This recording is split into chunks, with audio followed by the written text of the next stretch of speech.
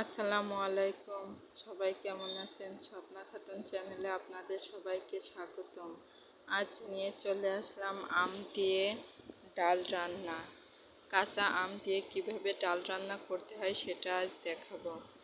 বন্ধুরা, এখানে আমি ফুটন্ত পানিতে ডালগুলো দিয়ে দিয়েছিলাম সিদ্ধ হওয়ার জন্য। এবার দেখুন কিছুটা ফেনা বের হয়ে আসছে। এগুলো আমি একটা ওড়ঙের মাধ্যমে উঠিয়ে নিচ্ছি, না হলে ময়লাটা থেকে যাবে। এবার আমি ডালগুলো সিদ্ধ হয়ে আসলে ঘুটে নিলাম। ঘুটে এর মধ্যে দিয়ে দিচ্ছি স্বাদ মতো লবণ এবং হলুদের গুঁড়া। এবার ডালটাকে ভালোভাবে ঘুটে নেব। ঘুরতে ঘুরতে যাতে একেবারে ডাল ডাল হয়ে যায়, নরম হয়ে আসে, এইভাবে ভালোভাবে ঘুরতে থাকবো। আর ভালোভাবে ডালটা না ঘুটে নিলে ডাল খেতে বেশি একটা স্বাদ লাগে না। এর জন্য ডালটাকে আমি ভালো করে মিক্সড করে ঘুরতে থাকবো একটু সময় নিয়ে। এবার যখন আমার ডালটা ঘুটা হয়ে যাবে তখন আমি পানি দিয়ে দেব। ডালের পানি যতটুকু লাগবে ততটুকু। কেউ একটু পাতলা বেশি খায়, কেউ একটু ঘন খায়। তো আপনাদের যাদের একটু বেশি পাতলা প্রয়োজন তারা একটু পাতলা দেবেন, যাদের একটু ঘন প্রয়োজন তারা একটু পানি কম দেবেন। এবার আমার কেটে রাখা আমগুলো আমি যখন পানিটা হালকা কুসুম গরম হয়ে আসছে দিয়ে দিচ্ছি, কারণ আমটাও তো সিদ্ধ হতে একটু সময় লাগবে। এবার আমি আমগুলো দিয়ে ডালটাকে ভালোভাবে নেড়ে দিব। এই যে দেখুন আমার ডালটা উতরিয়ে গেছে এবং আমগুলো প্রায় আস্তে আস্তে সিদ্ধ হয়ে যাবে।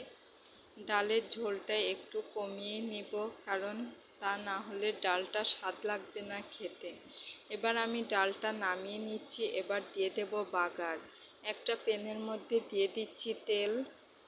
এর মধ্যে দিয়ে দিলাম পেঁয়াজ কুচি, ঝাল কুচি, রসুন কুচি দিয়ে এবার ঝাল পেঁয়াজ রসুনগুলো তেলের সাথে একসাথে ভেজে নিব। যখন ব্রাউন কালার হয়ে আসবে তখন আমার পেঁয়াজ ভাজা শেষ হবে। আর তখনই আমি এই জিরা মশলা আর দুটো এলাচ দিয়ে দিব।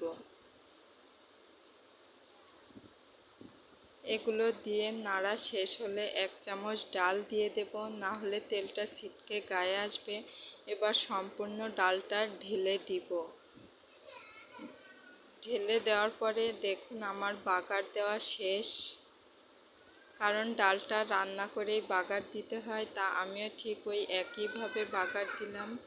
দেখুন বন্ধুরা, আমার আমগুলো কিন্তু খুব সুন্দরভাবে সিদ্ধ হয়ে গেছে। এতক্ষণে গরম ভাপে থেকে আমার ডালের রেসিপিটাও তৈরি হয়ে গেল। এই যে আমার পারফেক্ট মসুরির ডালের রেসিপি আম দিয়ে। এই কাঁচা আমের ডাল রান্না কিন্তু অনেক স্বাদ হয়। আপনারা বন্ধুরা গরম ভাতের সাথে খেয়ে এভাবে রান্না করে টেস্ট করে সবাই দেখবেন, আহ কি যে স্বাদ!